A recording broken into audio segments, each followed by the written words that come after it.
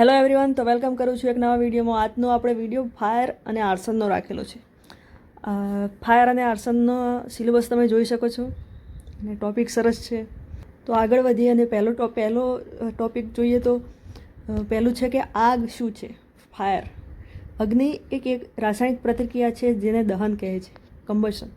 અને દહન એ શું છે તો એ ઓક્સિજનની સાથે થતી ઉગ્ર રાસાયણિક પ્રતિક્રિયા છે કે જેમાં તાપમાન અને પ્રકાશ ઉત્પન્ન થાય, આગ ઉત્પન્ન થાય. બરાબર. હવે વાત કરીએ કે દહન માટે જરૂરી તત્વો કયા કયા છે. તો ફાયર ટ્રાયેંગલના નામે ઓળખાય છે. પહેલું તત્વ છે ઈંધણ, એટલે ફ્યુલ, દહનશીલ પદાર્થ જેમ કે લાકડું, પેટ્રોલ, કાગળ. બીજું છે ઓક્સિજન, તો સામાન્ય રીતે હવા જ, ઓક્સિજન વગર આગ લાગી શકે નહીં. ત્રીજું છે તાપમાન, એટલે દહન શરૂ કરવા માટે જરૂરી ઉર્જા હોવી જોઈએ. શિયાળામાં આગ જલ્દી લાગતી નથી, એનું રીઝન પણ આ તાપમાનના લીધે જ છે. બરાબર. આ ત્રિકોણમાંથી કોઈ પણ એક તત્વ દૂર કરો તો આગ લાગતી નથી. આ 3 તત્વોને યાદ રાખવા. હવે વાત કરીએ કે આર્સન એટલે શું. તો આર્સન એટલે ઈરાદાપૂર્વક આગ લગાડવી. આર્સન એવી અપરાધાત્મક ક્રિયા છે કે જેમાં કોઈ વ્યક્તિ ઈરાદાપૂર્વક આગ લગાડે છે પોતાની કે બીજાની મિલકતને નુકસાન કરવા માટે. પછી જોઈએ દહનના પ્રકારો. તો પૂર્ણ દહન એટલે પૂરતો ઓક્સિજન મળતો હોય, અને અપૂર્ણ દહન એટલે ઓક્સિજન ઓછો મળતો હોય. તો પૂર્ણ દહનમાં જે પણ ઈંધણ હોય એને પૂરતો ઓક્સિજન મળે અને તે CO2 અને H2O રૂપાંતર પામી શકે. બરાબર. અને અપૂર્ણ દહનમાં ઓક્સિજન ઓછું હોય, કાર્બન મોનોક્સાઇડ બને અને ધુમાડો બને. આર્સનના પણ પ્રકાર હોય છે કે સિમ્પલ આર્સન, એગ્રીવેટેડ આર્સન અને ફ્રોડ્યુલન્ટ આર્સન. તો સિમ્પલ આર્સનમાં જાહેર મિલકતને સામાન્ય નુકસાન પહોંચાડવાનું હોય. બીજા પ્રકારનું છે એમાં જીવ માટે જોખમ હોય. અને ત્રીજું એ ઇન્સ્યોરન્સના દાવા માટે આગ લગાડી દીધી હોય. હવે વાત કરીએ કે ફાયર અને આર્સન વચ્ચેનો તફાવત શું છે. તો ફાયર એટલે કે સ્વાભાવિક આગ લાગેલી હોય અથવા અકસ્માતના કારણે કોઈ આકસ્મિક રીતે આગ લાગી હોય અકસ્માતથી, તો તેને ફાયર કહેવાય. પરંતુ જો કોઈએ જાણીબૂજીને આગ લગાડી હોય તો તેને આર્સન કહેવાય.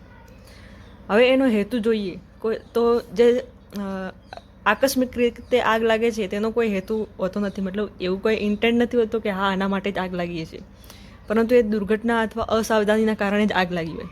અને જે આર્સન છે કે જે જાણીબૂજીને આગ લગાડવામાં આવી છે તેનો હેતુ નુકસાન, ઈર્ષા, વીમા મેળવવું અથવા સાક્ષ્યનો નાશ કરવા માટે હોય છે. કાયદેસર સ્થિતિએ જે આગ લાગી હોય આકસ્મિક રીતે એ ગુનો નથી, પરંતુ જે આર્સન છે કે જેને જાણી જોઈને આગ લગાડી છે તેને એક ગુનાહિત કૃત્ય તરીકે ગણવામાં આવે છે. અને તેને IPC સેક્શન 435 થી 438 સુધીમાં આર્સનના ગુનાઓનો સમાવેશ થાય છે. હવે જોઈએ આગનું રસાયણશાસ્ત્ર. આગમાં શું કેમિસ્ટ્રી છે. તો આપણે આગળ જોયું એમ કે આગ એ દહનની પ્રક્રિયા છે, અને દહનની પ્રક્રિયા એ ઓક્સિડેશનની પ્રક્રિયા છે. અને ઓક્સિડેશનની પ્રક્રિયામાં શું થાય છે તો કોઈ હાઇડ્રોકાર્બનને ઓક્સિજન સાથેની પ્રક્રિયા થતો CO2, H2O અને ઉર્જા મુક્ત થાય. અહીંયા એક એક્ઝામ્પલ પણ આપેલું છે મિથેનનું. તો મિથેનની કમ્બશન રિએક્શન આપેલી છે, દહન પ્રક્રિયા આપી છે કે મિથેનની ઓક્સિજન સાથેની પ્રક્રિયા કરતો CO2, H2O અને એનર્જી ઉત્પન્ન થાય છે. અહીંયા તાપમાન વધવાથી અણુઓની ગતિ વધી જાય છે અને જેથી દહન ઝડપી થાય છે. આગ લાગવામાં પણ ઘણા બધા પરિબળો કામ કરે છે, જેમ કે તાપમાન કેવું છે, દબાણ કેવું છે, હવા કેવી છે. આ બધા પરિબળો ઉપર આગ કેવી રીતે ફેલાઈ રહી છે એ આધાર રાખે છે. હવે જ્યાં આગ લાગી હોય ત્યાં આપણે વૈજ્ઞાનિક તપાસ કરવાની હોય છે, સાયન્ટિફિક ઇન્વેસ્ટિગેશન કરવાનું હોય છે. તો સૌ પ્રથમ એમાં સત્ય પાત્રતા નિર્ધારણ, એટલે ઓરિજિન અને કોઝ, એટલે આગ ક્યાંથી શરૂ થઈ હતી, આગ લગાડવાનો હેતુ હતો, કુદરતી હતી કે માનવ સર્જિત હતી, આ બધું નક્કી કરવામાં આવે છે. પછી સ્થળ નિરીક્ષણ કરવામાં આવે છે, સીન એક્ઝામિનેશન, કે મકાનની અંદર કોઈ આગ લાગી હોય તો અંદરને બહાર જોઈને ઠરાવ નક્કી કરવાનું કે શું આગનું કેન્દ્રીય બિંદુ શું છે. Electrical wiring, short circuit, petroleum base accelerant શોધવાના. પછી પ્રમાણ એકત્રિત કરવાના, એવિડન્સ કલેક્ટ કરવાના. આગ લાગી ગઈ હોય એના પછી જે કાપડના ટુકડા હોય અથવા જે સૂંઘવાથી પદાર્થ ઓળખાતા હોય તેની ઓળખ કરવામાં આવે છે. પછી CCTV ચેક કરવાના હોય, સાક્ષીઓ કે જેને આગ લાગેલી જોઈ છે તે, પછી રજિસ્ટર, મોબાઈલ કોલ લિસ્ટ વગેરે ચેક કરવામાં આવે છે. પછી જે આપણને માહિતી પ્રાપ્ત થાય છે, મતલબ એવિડન્સ મળે છે, તો એનું સાંકેતિક સામગ્રીનું મૂલ્યાંકન કરવામાં આવે છે. એના જુદા જુદા પ્રકારના આધારે એનું મૂલ્યાંકન, એટલે એની તપાસની રીત પણ અલગ અલગ હોય છે. ધારો કે દહનશીલ પ્રવાહી આપણને પ્રાપ્ત થયું, પેટ્રોલ અથવા કેરોસીનના અવશેષ પ્રાપ્ત થયા, તો એને કેવી રીતે એનાલિસિસ કરી હોય તે આપણે કેવી રીતે એનાલિસિસ કરીએ તો આપણને આ પ્રાપ્ત થાય. મતલબ એવિડન્સમાં આપણને કેરોસીન અથવા પેટ્રોલના અવશેષ મળે તો એ તપાસની રીત છે હેડ સ્પેસ અને GCMS અને SPME. આને ડિટેલમાં હજુ આપણને આગળ જોવાનું છે. પછી કોઈ ફાઇબર છે, કાપડ ઉપર લાગેલી આગ, તો એને માઇક્રોસ્કોપ અથવા SEM દ્વારા નિરીક્ષણ કરવામાં આવે છે. રાસાયણિક અવશેષો, બેઝ, એસિડ અથવા કાર્બનને IR સ્પેક્ટ્રોસ્કોપી અને એલિમેન્ટલ એનાલિસિસથી નક્કી કરવામાં આવે છે. ફૂટપ્રિન્ટ અને ટૂલમાર્કને ટાયર ચિહ્નો, તાળું તોડવું, એને પ્લાસ્ટર કાસ્ટિંગ અને ફોટોગ્રાફી દ્વારા નક્કી કરવામાં આવે છે. આગ લાગે તેને ઉપકરણ આધારિત વિશ્લેષણ પદ્ધતિઓ કઈ કઈ છે, જે કહ્યું કે આ તપાસથી આપણે શોધી શકીએ. તો એ તપાસ કરવા માટેની પદ્ધતિઓ શું કામ કરે છે, કઈ રીતે એ નિર્ધારિત કરે કે હા આનાથી જ આગ લાગી છે. ગેસ ક્રોમેટોગ્રાફી અને માસ સ્પેક્ટ્રોમેટ્રી ઉપરથી શોધી શકાય. તો એના ઉપરથી શું નક્કી થાય છે? તો આગ પછીની જમીન, ટાઇલ્સ કે પદાર્થમાં રહેલા તત્વોનું વિશ્લેષણ કરવામાં આવે છે. તેમાં જોવામાં આવે છે કે તેનાથી શું ઓળખાય છે. તો પેટ્રોલ અથવા સોલ્વેન્ટ વગેરેને ઓળખવામાં આવે છે. FTIR, Fourier transform infrared spectroscopy, organic મોલિક્યુલના બંધોને ઓળખ.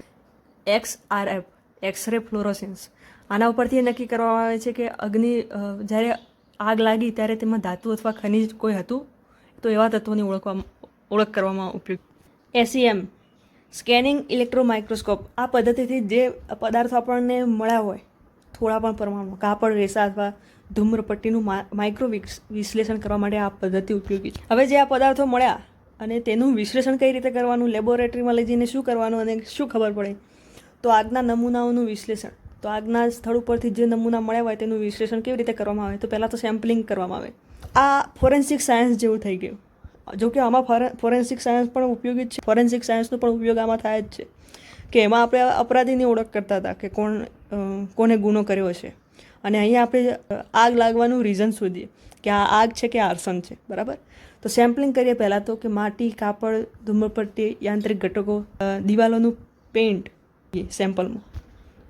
પછી તેનું લેબોરેટરી ટેકનિક વડે તેનું એનાલિસિસ કરીએ. તો પહેલાં તો કરીએ તો એક્સ્ટ્રેક્ટિંગ વોલેટાઇલ સબસ્ટન્સ, એટલે કે જે બાષ્પશીલ જ્વલનશીલ પદાર્થો છે તેને પહેલાં ઓળખીએ કે કોણ છે. કારણ કે પેટ્રોલ પણ બાષ્પશીલ પદાર્થ છે, બરાબર, એટલે એ ઉપરથી એની ઓળખ થઈ શકે. પછી ટેસ્ટિંગ પ્રેઝન્સ ઓફ હાઇડ્રોકાર્બનની ઓળખ કરીએ કે કયા હાઇડ્રોકાર્બન પ્રેઝન્ટ હતા. આઇસોટોપ રેશિયો એનાલિસિસ, આમાં શું થાય કે ક્યારેક પેદા થતી જે આગ છે તે કાર્બન અથવા ઓક્સિજનના આઇસોટોપ દ્વારા પેદા થતી હોય, તો એના ઉપરથી આપણે આર્સનના પદાર્થો ઓળખી શકીએ. આગના પ્રકારો વિશે જાણીએ હવે. તો NFPA, national fire protection association મુજબ આગને ઘણી બધી કેટેગરીમાં વર્ગીકૃત કરવામાં આવે છે. અહીંયા તમે એવો વિચાર કરો કે આગ ઘણા બધા પદાર્થોથી લાગી શકે અને જુદી જુદી આગને બુઝાવવા માટેની રીત અલગ અલગ હોઈ શકે. તો આપણે આગના પ્રકારો જોઈએ, કયા પદાર્થથી લાગે એનું ઉદાહરણ જોઈએ, અને એ આગને બુઝાવવા માટેના પદાર્થો જોઈએ કે કયા પદાર્થનો ઉપયોગ કરવાથી એ આગ બુઝાઈ શકે. તો પ્રકાર જોઈએ પહેલો, ક્લાસ A. અહીંયા class A, B, C, D, E, F અથવા K એવું એટલા પ્રકાર આપેલા છે. તો પહેલો પ્રકાર જોઈએ ક્લાસ A, અને એમાં કયા પદાર્થ ઉપર આગ લાગી હોય, તો ઘન પદાર્થ ઉપર. અને એનું ઉદાહરણ શું છે?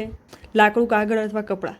અને તે આગને આપણે બુઝાવી હોય તો કેવી રીતે બુઝાવવાની? તો પાણી દ્વારા આ આગને બુઝાવી શકાય, ક્લાસ Aની. હવે ક્લાસ બીમાં છે દહનશીલ પ્રવાહીઓ, પેટ્રોલ અથવા આલ્કોહોલ. તો આ પ્રકારની આગને બુઝાવવા માટે CO2 અથવા ડ્રાય કેમિકલ જોઈએ. પાણી નાખવાથી આ પ્રકારની આગ બુઝાશે નહીં. ક્લાસ C, વાયુઓમાં લાગી હોય, તો LPG અથવા મિથેન. જે LPG છે આપણે રસોઈ કરવા માટે જે ગેસનો બાટલો વાપરીએ તેમાં LPG આવે, બરાબર. તો એને બુઝાવવા માટે ડ્રાય પાવડરનો ઉપયોગ થાય. ક્લાસ D, એમાં ધાતુઓ હોય, મેગ્નેશિયમ અથવા સોડિયમ. એને બુઝાવવા માટે પણ ડ્રાય પાવડરનો ઉપયોગ થાય. ક્લાસ E, ઇલેક્ટ્રિકલ આગ, ટૂંકી વીજ સર્કિટમાં આગ લાગી હોય, તે આગને CO2 દ્વારા બુઝાવી શકાય. આપણે પેલા જે લાલ કલરના બાટલા લગાવેલા હોય એવું જોયેલું હશે, ઘણી બધી જગ્યાએ હોસ્પિટલમાં પણ હોય છે અને જે પણ સ્કૂલમાં પણ જોવા મળે છે. તો એમાં CO2 હોય. ક્લાસ F અથવા આને ક્લાસ K પણ કહે છે, બરાબર. તો એ રસોઈના તેલ, ચરબી, તેનામાં આગ લાગી હોય, તો વનસ્પતિ અથવા તેલ. આ પ્રકારની આગને બુઝાવવા માટે વેટ કેમિકલનો ઉપયોગ કરવામાં આવે છે. આમ આપણે બધા પ્રકાર જોઈએ. દરેક આગના પ્રકાર માટે આગ બુઝાવવાનો ઉકેલ અલગ અલગ હોય. ઉદાહરણ તરીકે પાણીનો ઉપયોગ ક્લાસ B અથવા Cની આગ બુઝાવવા માટે કરી શકાતો નથી. બરાબર, આપણે જોયું. હવે આ આગના વિશે જે જાણ્યું કે આગના પ્રકાર કયા છે, આ શબ્દો વિશે જાણીએ. ફ્લેશ પોઈન્ટ, કે ફ્લેશ પોઈન્ટ શું છે, બોઇલિંગ પોઈન્ટ શું છે. ફ્લેશ પોઈન્ટ એટલે શું? ફ્લેશ પોઈન્ટ એ એવું તાપમાન છે કે જ્યાં દહનશીલ પ્રવાહીમાંથી વાયુ નીકળીને એવી માત્રામાં એકત્રિત થાય કે તે ઓક્સિજન સાથે પ્રજ્વલિત થાય. એટલે એવું તાપમાન છે કે જે જ્વલનશીલ પ્રવાહી હશે તેમાંથી વાયુ સ્વરૂપે રૂપાંતર પામશે ને તરત તે સળગશે. એ જ તાપમાને સળગે. બાકી આમ નોર્મલ પડ્યું હોય એ પ્રવાહી તો જાતે સળગતું નથી. બરાબર, અહીંયા ઉદાહરણ આપેલું છે કે દહનશીલ જે પ્રવાહી છે તેના ફ્લેશ પોઈન્ટની કિંમતો આપેલી છે, તો તમે જોઈ શકો. અને આ ઉપરથી કહી શકાય કે જેટલું ફ્લેશ પોઈન્ટ ઓછું તેટલું તે પ્રવાહી વધુ જોખમી. જો એ પ્રવાહી રૂમ ટેમ્પરેચર ઉપર જ એનો ફ્લેશ પોઈન્ટ હોત તો એ તરત જ સળગવા લાગે. એટલે જેટલું ફ્લેશ પોઈન્ટનું મૂલ્ય ઓછું તેટલું એ પ્રવાહી વધુ જોખમી. હવે ફ્લેશ પોઈન્ટ, બોઇલિંગ પોઈન્ટ અને ઇગ્નિશન પોઈન્ટ વચ્ચેનો તફાવત જોઈએ. તો ફ્લેશ પોઈન્ટ એટલે કે જ્યારે પ્રવાહી વેપર આપે અને જે પ્રજ્વલિત થાય, સળગવા લાગે. ઇગ્નિશન પોઈન્ટ એટલે કે જ્યારે પદાર્થ આપમેળે બળે ઓક્સિજનની હાજરીમાં. અહીંયા કંઈ વરાળ બનવાનું હોતું નથી. બોઇલિંગ પોઈન્ટ તો આપણે જાણીએ જ છીએ, ઉત્કલન બિંદુ, કે જેમાં પ્રવાહી વરાળ સ્વરૂપમાં ફેરવાય. હવે ફરી આપણે જે વાત કરતા હતા એના ઉપર પાછા આવે તો આગ પછીનો સીન કેવી રીતે હેન્ડલ કરીએ એના ઉપર. કે આગ લાગી ગઈ છે અહીંયા અને હવે આપણે ચેક કરવા જવાનું છે કે કઈ રીતે આગ લાગી. તો આપણે પહેલાં શું કરીશું? સીન સિક્યોર કરવાનું, કે ત્યાં પછી કોઈ વ્યક્તિની અવર જવર રોકવાની, ફોટો, વિડીયો અથવા નકશો જોવા. જે પણ લોકોએ આગ લાગી તેને પ્રત્યક્ષ જોઈ હોય તેનું સ્ટેટમેન્ટ લેવાનું, કે એવિડન્સ કલેક્ટ કરવાના. જમીન, પછી બળી ગયેલી વસ્તુઓ અને કોઈ કન્ટેનર હોય, દિવાલ ઉપર પેઇન્ટ હોય, તે આપણે કલેક્ટ કરવાના. પછી સાંકેતિક પુરાવા લેબમાં મોકલવાના. GCMS, SEM, ફાયર ડર્બીસ એનાલિસિસ આ લેબમાં મોકલવાનું, વધારે એનાલિસિસ. પછી જે નમૂના લીધા એ કેવી રીતે લીધા? હેડસ્પેસ સેમ્પલિંગ ફોર વોલેટાઇલ્સ, જે બાષ્પશીલ પદાર્થો તો એના માટે હેડસ્પેસ સેમ્પલિંગ થાય.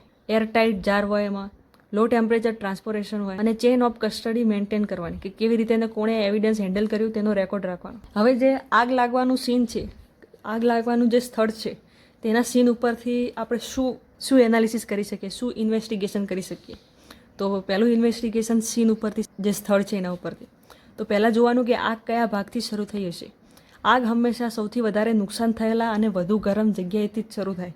અને એ જગ્યાને શોધવી હોય તો એ કહી શકાય કે ત્યાં કોઈ એક્સલરેન્ટનો ઉપયોગ થયેલો હોય. એક્સલરેન્ટ એટલે કે જે આગ લગાડે, પેટ્રોલ, કેરોસીન, એક્સલરેન્ટનો ઉપયોગ થયો હોય ત્યાંથી સ્ટાર્ટ થયેલી હોય આગ, અને ત્યાં સૌથી વધારે નુકસાન પણ કરેલું હોય. હવે આ જે એક્સલરેન્ટ છે એ શું છે? તો જે આગ લગાડવામાં વધારે મદદ કરે, આગને વધુ પ્રેરિત કરે તેવા પદાર્થોને એક્સલરેન્ટ કહેવાય. બરાબર, ઘરના દરવાજાની નજીક સૌથી વધુ બળી ગયેલી છે એવી આપણને દેખાણી, તો એ તરફથી આગ શરૂ થઈ હોય એવું આપણે નિષ્કર્ષ કાઢી શકીએ. પણ ક્યારે? કે દરવાજા ઉપર પેટ્રોલની ગંધ આવતી હોય તો એના ઉપરથી આપણે કહી શકીએ કે હા, આ આગ નથી લાગી, અહીંયા આર્સન થયું છે. પછી આગ લાગવાનો હેતુ શોધવો, કે ભાઈ ઇન્ટેન્ટ શું હતું, કે આગ કેમ લગાડી. તો હેતુ જોઈએ તો આરોપી દ્વારા વીમા પોલિસી, આર્થિક નુકસાનથી બચવા, પ્રેમ, ઈર્ષ્યા કે ગુનાહિત પ્રવૃત્તિ છુપાવવા માટે જેવા કારણોને ચેક કરવામાં આવે છે. તો એમાં સંકેત એવા હોય કે બિલકુલ નવા વીમા માટે રજિસ્ટર થયેલું હોય. પછી આગ પહેલાં ઘરનો માલ બહાર કાઢવામાં આવ્યો હોય, બધો જે ઘરનો માલ સામાન છે બધો બહાર કાઢી નાખ્યો હોય, CCTV બંધ હોય, કોઈએ ધમકી આપી હોય, એવું તમને કંઈ એનાલિસિસમાં મળે તો એમાંથી એનો હેતુ, કે આગ કેમ લગાડવામાં આવી છે તેનો હેતુ આપણને મળી છે. પછી જે આપણે પદ્ધતિ પહેલાં જોઈ એ જ કે GCMS એટલે ગેસ ક્રોમેટોગ્રાફી અને માસ સ્પેક્ટ્રોગ્રાફી ઉપરથી દહન પામી ગયેલા કાપડ, માટી અથવા પદાર્થમાં રહેલા દુર્ગંધ પદાર્થો કે જેમની વાસ આવતી હોય, પેટ્રોલ, એ બધાને ઓળખવા માટે GCMS પદ્ધતિનો ઉપયોગ કરવામાં આવે છે. હેડ સ્પેસ સેમ્પલિંગમાં એરટાઇટ ડબ્બાનો નમૂનો લઈ તેને વાયુઓથી વિશ્લેષણ કરવામાં આવે છે. ફાયર ડર્બીસ એનાલિસિસ, બળેલી સામગ્રીમાંથી હાઇડ્રોકાર્બનની પેટર્ન શોધીને આપણે એવું એનાલિસિસ કરવાનું કે એમાં કોઈ માનવીય હસ્તક્ષેપ આવેલો છે, તો એને ફાયર ડર્બીસ એનાલિસિસથી કરી છે. પછી આવે છે કે બિહેવિયર અને ડિજિટલ પુરાવા, મેસેજ, કોલ, CCTV ફૂટેજ, લોકોના નિવેદનો કે શું કહી રહ્યા છે, પછી ગુનાખોરે શું પહેરેલું હતું અને એના એ કપડા ઉપર કોઈ નિશાન છે તો એ પણ આપણે ચેક કરી શકીએ છીએ. પછી જે આપણને આ લેબ રિપોર્ટ મળે છે તેને કોર્ટમાં રજૂ કરવાના હોય. FSL ફોરેન્સિક સાયન્સ લેબોરેટરી દ્વારા પકડાયેલા પદાર્થોનું લિસ્ટિંગ કરવામાં આવે. એનું એનાલિસિસ કરીને જે રિઝલ્ટ આવ્યું હોય તેમાં કેટલા ટકા પેટ્રોલ મળ્યું છે, ક્યાંથી મળ્યું એ નક્કી કરવામાં આવે છે. અને તે આરોપી સાથે કેવી રીતે સંબંધિત છે કે આ આને જ કર્યું છે એ આખું ત્યાં કોર્ટમાં જણાવવામાં આવે, બરાબર. અને આ રીતે આગ લાગવાના આર્સનના કેસને આપણે આવી રીતે હેન્ડલ કરવામાં આવે છે. શોર્ટમાં ફરીથી જોઈ લઈએ કે આર્સનને શોધવા માટે આપણે શું શું ધ્યાનમાં રાખ્યું. તો આગના કેન્દ્ર બિંદુનું વિશ્લેષણ કરવામાં આવે છે કે સ્ટાર્ટ ક્યાંથી થઈ છે, દહનશીલ પદાર્થોની હાજરી ચેક કરવામાં આવે છે, માનવ હસ્તક્ષેપના ચિહ્નો જોવામાં આવે છે, વિજ્ઞાન આધારિત વિશ્લેષણ કરવામાં આવે છે, આ જે મળેલા પુરાવા અને હેતુ મતલબ એનો શું ઇન્ટેન્ટ હશે આગ લગાડવા માટે, બરાબર. તો અહીંયા આ ચેપ્ટરને આપણે પૂર્ણ કરીએ છીએ. આ પણ આપણે જે ફોરેન્સિક સાયન્સનો વિડીયો જોયો તો એવો જ આ વિડીયો બને છે અને અહીંયા પણ આપણે એવી રીતે જ એનાલિસિસ કરીએ છીએ. આની PDF તમને ટેલિગ્રામ ચેનલમાં મળી જશે. ચેનલને સબસ્ક્રાઈબ ના કરી હોય તો સબસ્ક્રાઈબ કરી દો અને મળીએ નવા વિડીયોમાં. Thank you very much.